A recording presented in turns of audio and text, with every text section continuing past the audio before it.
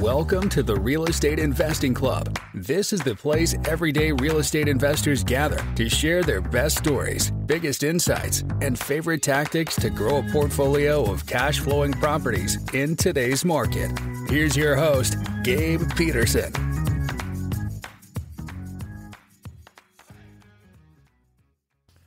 What's up, RE Pros? Before we get started, I have a great opportunity to share with you guys, specifically those of you who have thought about getting into commercial real estate but who have yet to pull the trigger. As many of you know, commercial real estate is, in my humble opinion, the absolute best way to achieve financial freedom. And my friend and partner, Neil Timmons, is launching a 5-day 20x profit real estate investing challenge that starts this September 19th. This challenge is geared to help beginner investors just like yourself achieve financial freedom through commercial real estate. It'll teach you the number one skill you need to learn to reach financial freedom, the skill of finding off-market properties at steep discounts by connecting with mom and pop owners. This is exactly the way that I got started in commercial real estate, so I know from experience this is how you want to do it. So do not miss this opportunity. Neil is a true real estate pro with over two decades of experience in real estate. If you guys want to take your journey to true wealth seriously, this is the perfect opportunity to get involved and stay accountable to your goals. And guess what? It's free. You don't have to pay a penny. So if you're interested, head on over to 20xprofitchallenge.com/REIC for Real Estate Investing Club. That is 20xprofitchallenge.com/REIC to get started. Again, that starts September 19th. So move fast and get going on your journey towards financial freedom today. All right. Welcome back to another episode of the Real Estate Investing Club. Today we have David Richter with us. David is from Simple CFO Solutions. He has a lot of experience, so I'm super excited to jump into this. So that brings us to the show. David, thank you very much for hopping on. Thanks, Gabe. I'm happy to be here. Absolutely. I told you before we hopped on here, we like to start with stories. We like to hear how people got to where they are today. And I'm sure you have a good one. You got quite a history. So why don't you take us to the beginning? How'd you get started in real estate?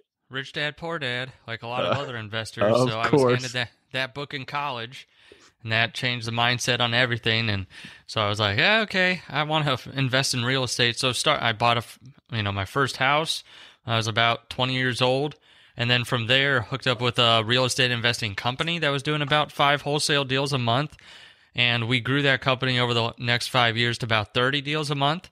So we were doing like 300 deals at our highest point. I got to sit in a lot of different seats too. So acquisitions, dispositions, transaction coordination, project and property management, the finances. Like I got to experience a lot of different things in the real estate world. So that was an awesome experience. And I also was buying my own rentals and stuff, kind of building a little portfolio.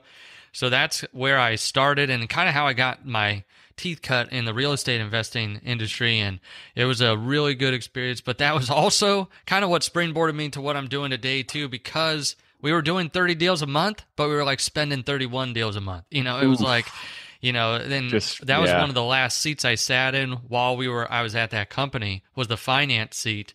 And I finally figured out like how to read all that stuff that was coming in, going out. And I'm like, what the heck is going on here? Like, why are we doing this? So that was just another eye-opening, epiphany for me as well, too, of like, hey, it doesn't matter how many deals you're doing if you're not keeping anything or if you're spending way more than what's coming in. So it's kind of how I feel like my that can definitely be a problem in wholesaling specifically because of marketing. You just have so much marketing dollars going out the door.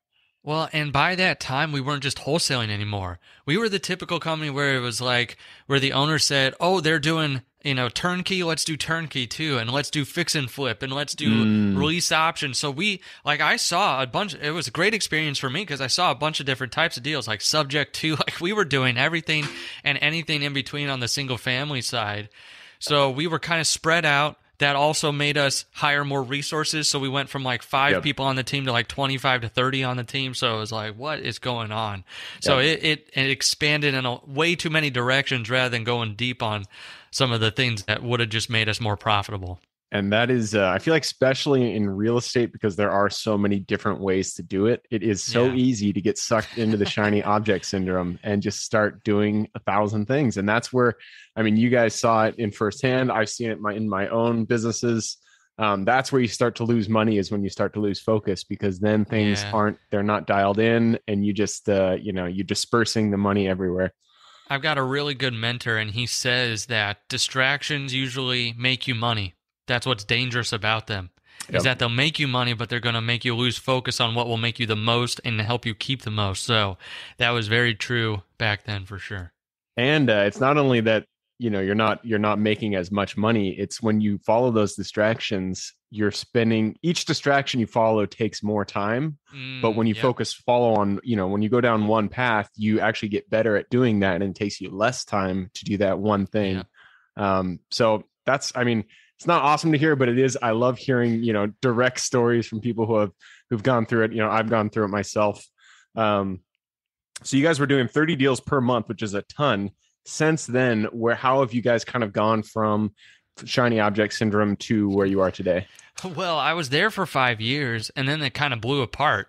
That company did, where I sat down with the owner, with the finances, and said, "Hey, you've got a portfolio of about 100 properties. Like, we got to sell off the non-performing ones, and we've got to sell off some of these."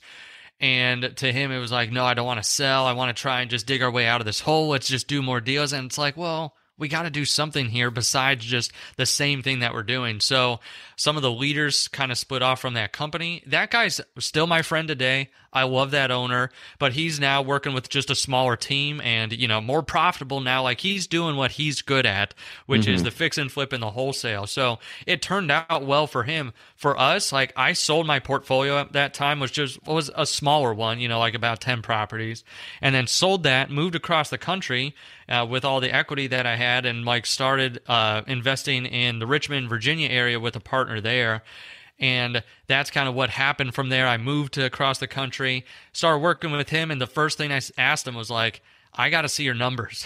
I've been burned at this higher level, so it's like I want to know what's really going on. And now that I can read the numbers and how they tell your story of what's really happening, like, let me get behind the scenes. So he let me in there. And I was like, well, it's a mess. I can't even read this. Like, nothing's in the right place, or like things are missing. So I went in there with a team, for about 3 months, cleaned everything up for the last few years, so that way we could actually see what was happening. Like, how much is he making? How much is he spending? Then it turned out that this guy had a smaller, portfolio of properties, and he was super under leveraged. Like, he had properties at 30%. Like, his whole portfolio was at 30% loan to value. Oh, so he had wow. like 70% equity, and he's like, well, there's where all my money is, because he was constantly asking, where's my money? Where's my cash? And I'm like, well, it's all tied up in your properties. I said, would you want to refi and get to at least, 50, 60, 70, whatever you're comfortable with? He's like, yeah, I'm comfortable with 50, 60%. So we took out several $100,000. And so, like, he was able to get that money back into his account to go and do more real estate, but just with his own cash. And that's when he looked at me and said, this has been life changing. Now I know what I'm making, what I'm spending, what I'm keeping. I've been able to refi. That's what what birthed Simple CFO and what the company I have today. Because I'm like, I bet there's a bunch of people out there that like love doing the deals, love making money, but hate feeling broke and not in control of where the money is or what's happening, and not getting real financial freedom, what people even signed up for when they came into real estate investing. So I'm like, I bet you there's more people like Rich, that was the guy's name. So I said, I'm going to start this company, and that's why I started the business at the beginning, because I was like, there's got to be more people just like this, or the company I was at before where we're doing 30 deals a month but spending like we're doing 31.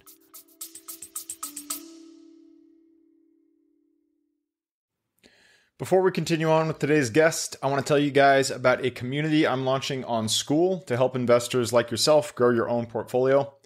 In this community, you'll get access to all the docs I use, all the systems I've built, everything I've used to grow my own portfolio, as well as instructions and guidance on how to get out there and find great deals, how to finance those deals, and then how to manage them for great returns. Since we're just launching it, the price will be set at a measly $20 per month, and whatever price you join at is the price you'll have for life. We will be increasing the price as the group grows, so if you're at all interested in growing your portfolio along other investors, now is the time to join. I will put the link somewhere in the bio or on our podcast website at therealestateinvestingclub.com. So if you are interested, head on over there. With that said, let's get back to the podcast.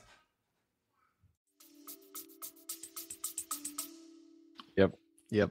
And especially for, not everybody has financial literacy. And reading P&Ls is something that isn't taught in schools. It's not something that we're just, born with unless our parents are in real estate or own a business.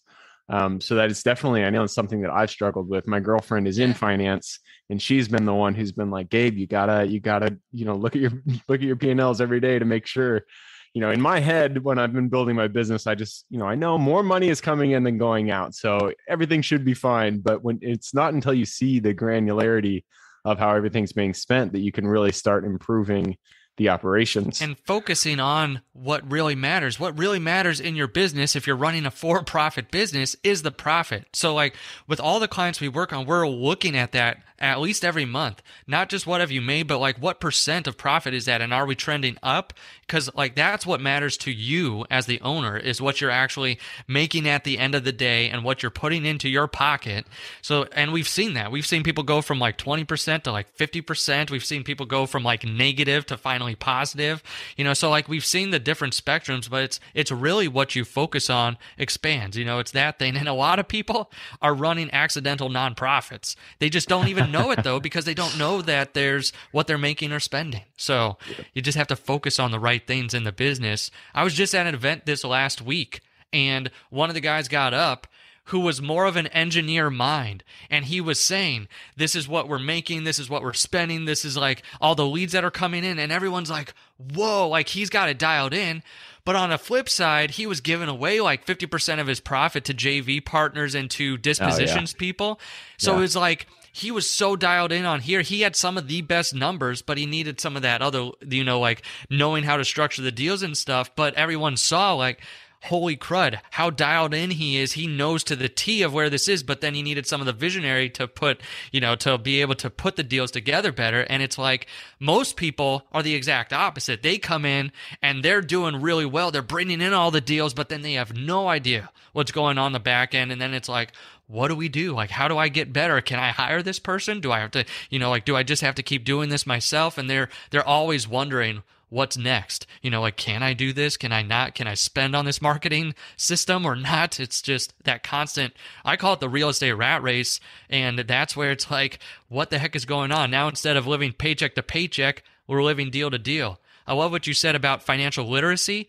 Like, if you want financial literacy in the personal finance world, you have to read the books. So you got to have the Dave Ramseys or the, like those types of things, or a girlfriend who's in finance, or something like that, to be even on the personal side. So if you don't get it on the personal side and then you start a business, it's like the double whammy. Now you're bringing bad personal habits into your business, and then it's a different world, the business finances versus personal. So it's like, oh man, you're just we're starting that much more behind. So that's why when I first started the business too, one of my mentors reached out to me then and said, have you read Profit First, the book by Mike McCow? It's a great cash flow system. I said, no. So I read it that evening, took 10 pages of notes, said, I absolutely love this because the book is so clear to entrepreneurs. It's not a bunch of accounting mumbo jumbo jargon out there. It's just, here's what to do with the cash that comes into your business.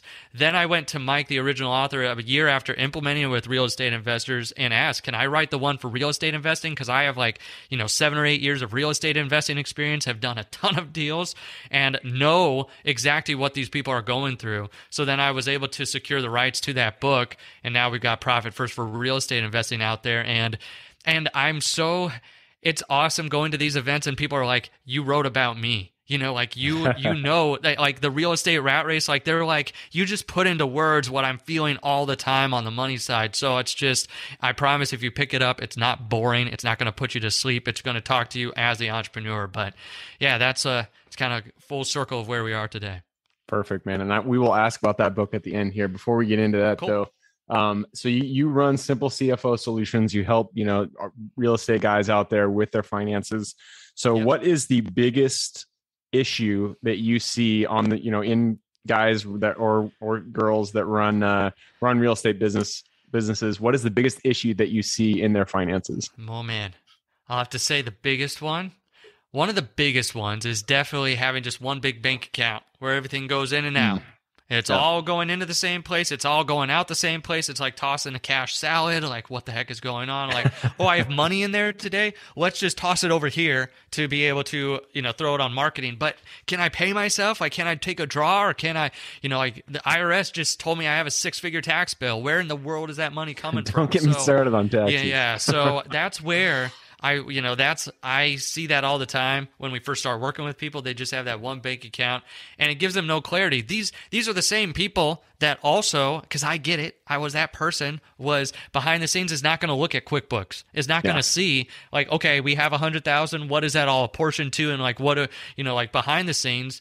So that's why that one bank account doesn't give them that clarity control. And they all come to me and say, what in the world? Like, I know I'm making money, but I don't have any clarity. So I would say, split out some of those bank accounts and like be able to name the dollars for where they need to go. And that's what the book's about. And that's what, just for the entrepreneur. But I see that over and over and over again when we work with people. Then the other biggest one, I'll give you another bonus one here, is that people just ignore it. They just say, ignore it. They don't want to think about it. Like I said, I was just with an investor again, a different one this week, and they were like, I don't even want to think about the numbers or talk. I just want to do deals. That's all I want to do. That was definitely me when I started. Exactly. And that's everyone, like that has that entrepreneurial mindset. It's like you never want to dive into that. But at the same time, she said, I also am very stressed about the finances because I don't know what I'm actually making and spending. And it's like, that's the thing, is you don't even always have to tackle the numbers head on. You can work with someone, or you can have someone there to be on your team to help you do that. But it's like, we can't totally ignore it. The people that you respect the most as real estate investors, the high level, either real estate investors or the people you see on TV, or like Shark Tank or The Profit, they're always asking about what's the numbers, what are the sales, what is the profitability, like what's the turnaround time. Like, they know those numbers down to a science. So that's the other one. Don't stick your head in the sand just because you don't like it. We got to get this out there, and we got to make sure that you put that power back into your hands. Yep. Yeah. And I like what you said about creating different accounts. That's actually a recent thing that I've started. Good. And specifically for taxes, because I would see all this money in my accounts and I'd be like, hey, I can spend this. I can go, do marketing. I can do whatever. But then tax time comes around and I'm like, I got like 100,000 that I owe the IRS, and I haven't been saving that money. So I really like that. I feel like that's a really good advice for somebody just starting out their financial literacy journey there. All right. Well, I did just take a peek at the clock. We are running short on time, so I got to push us into the quick question round. Are you ready? Let's do it. Yeah, I'm ready. Do it. It starts with education. I'm a big bookie, so give me 2 recommendations: one for general life wisdom, one for real estate specific. If you're not, you got to be into books because you're on one yourself. So you can give books, but if you want to do something else like a YouTube channel, whatever, Discovery Channel, anything you like, give me 2 recommendations. So besides mine, of course, besides the Profit First for real estate investing, I really like, on the real estate investing side, like Gary Keller's book, The Millionaire Real Estate Investor, some very practical tips. And then on the business side, Keith Cunningham's book, The Road Less Stupid. It's really good. If you've never read that one, he gives you how to do thinking time as an owner. Like, that's the highest and best use that you can do as an owner, is sit and have some quiet time during the week and ask yourself some hard questions. And then he gives like 40 chapters of questions that you can ask yourself depending on where you are in your business and what problems you're facing. So if you want to ask yourself better questions, The Road Less Stupid by Keith Cunningham. I'm going to have to get that one, because that's kind of that is the inflection point that I'm at in my own business, is that I'm realizing I need more thinking time versus more action time. So The Road Less Stupid, I will check that out.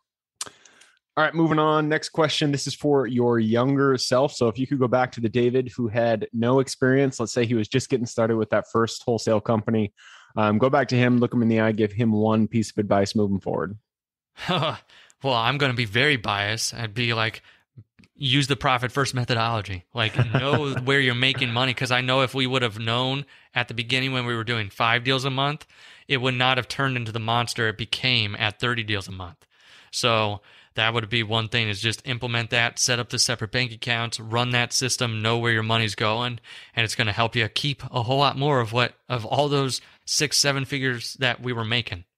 Perfect. I love it. And I'm interested to hear your response on this one. Tools, they run our business. And so give me the number one tool that you use in your business or you recommend to your clients that you cannot live without. Well, okay. So I'll do for business and then personal, because in business, like for us, it's QuickBooks Online. Also, yep. like Ramp, that's a really good one. It's a newer tool. It's like an expense management software that's really, really good. If you're doing any amount of deals, that's a good one. Ramp.com to look at. Wait, is Ramp similar to QuickBooks, or how is it different? Well, it links with QuickBooks and it's expense management, meaning it's got a whole bunch of integrations. If a receipt comes through, it matches it automatically, like no more forwarding receipts or like QuickBooks, you have to open the app to snap the receipt and sometimes it's buggy. This one, you just literally take a receipt and text it to Ramp and it like just uploads it right there. It's like, it cut 3 steps out for me. So I'm like, this is great as an owner. And then the personal one, my do not disturb on my phone. Like for the thinking time, and just, I was a very reactive person for a very long time, and just feeling like, and I was very much a people pleaser. Like I want to do things for people. I care about people. And it's not that I don't anymore. It's more that I need to be in control of the time that I have. So I put do not disturb almost all the time on my phone now. And then proactively look and say, okay, now I'm going to check this. Now I'm going to check my messages here or my email or whatever it might be. So that's another one that's kind of been life-changing over the last quarter or so. Yeah, you're actually the first person to say that. I think that's really good advice, though. Do not disturb. I should start doing that on my phone. It's amazing how many little dings pop into your consciousness, and it just takes you away from what you're doing. If I have it off of do not disturb now, I get angry at the dings. So like, I just throw your phone across the room. Right? I just have to put it back on because I'm like, no, I'm going to tell my phone. My phone's not going to tell me. So, there you go. Put your phone in this place. Right. All right, moving along. This one is for the United States. It's a big place, a lot of opportunity out there to invest. So give me one metro that you are most excited about investing in today. Oh, well, I moved to Florida a year ago, but one of the best markets that I liked investing in, and still do, is the Northwest Indiana area right outside of Chicago. It's kind of like one of those hidden markets that's a real gem, because you have Indiana that's a very landlord-friendly state right next to a very not landlord-friendly state in Illinois. So a lot of people would come from Illinois and pay almost Illinois prices in Indiana, and then you could get a much bigger spread and the taxes were lower. So Northwest Indiana is a really good place to invest because it's right on the border between Chicago, which is 30 minutes away, 20 to 30 minutes from, downtown, to Northwest Indiana. So that's one of the markets I love to invest in. Cool, man. I love that. We actually, we just closed, I know this isn't Northwest, but we just closed on a self-storage facility in Indianapolis. In Indy? That's central. Indy's a good market too. Yeah. Indianapolis and like the whole Indiana state is one of those typical Midwest states where everyone else is going like this on the coasts, like the up and down cycles, and that one's just more like, it's just right a in the gentle middle. Wave, right? Yeah, so That's why I like that state. Yep, I love it too. All right, that leads us to the very last question, and this one is for the listeners. You've given us good advice. So first, give us how can people get in contact with you, and then tell us a little bit about what you offer at Simple CFO Solutions and your book. Sure. So simplecfo.com. That's the one-stop shop. If you go there, that you can book a call with us. We have our podcast there as well too, the Profit First REI. So if you're looking for more information on that, or people that have implemented the system and how that's worked out for them, you can go to that podcast there. Then also the book is available. It's Profit First for Real Estate Investing. So if you've read Profit First, or if you're interested in what I was talking about with the bank accounts and the whole cash flow methodology and like the true financial freedom of keeping more of the money, that's that book, Profit First for Real Estate Investing. And you can get it there as well, or on Amazon. But simplecfo.com. And then the actual services it's a fractional CFO service. So part-time CFO. So you're not, a lot of people can't afford the $250,000 CFO until they've got a massive business. But most people can afford a very part-time CFO coming on to lead the financial department, to be able to manage that bookkeeper or manage the CPA relationship, because the owner just wants to do deals. So that's where we come into play. We also have bookkeeping bookkeeping and CPA services, but our core service is making sure that the right people are on the team on the financial department and that they're managed, and then talking with the owner on the business finances and how can we do better and how can we put more money in your pocket. So that's what we do at Simple CFO. So simplecfo.com is where you can find us. All right. I love it. And I'll put that URL in the show notes. So if y'all want to reach out to David and get in contact, go to the little more in the description. It'll pop down the full description. In there, you can find his URL. So David, that wraps it up. Thanks very much for hopping on the show. Well, thanks for having me, Gabe. It was an honor. Absolutely. And for everybody who's here with us today, thank you guys for showing up. You are the reason we do this. So if you have any questions whatsoever, reach out to me, Gabe at therealestateinvestingclub.com.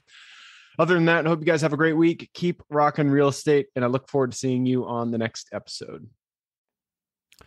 All right, before I officially sign off, I have a quick announcement to make.